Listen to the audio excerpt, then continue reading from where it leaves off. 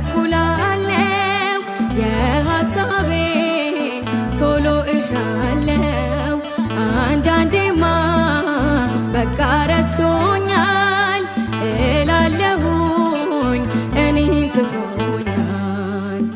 አንተ ግን ስጦታ ብዙ ነው ታደርግልኛለህ በጊዜው። አንተ እኮ አትፈልግም ውድቀቴን ሁልጊዜ በጭንቀት ማንባቴ የተሻለ ነገር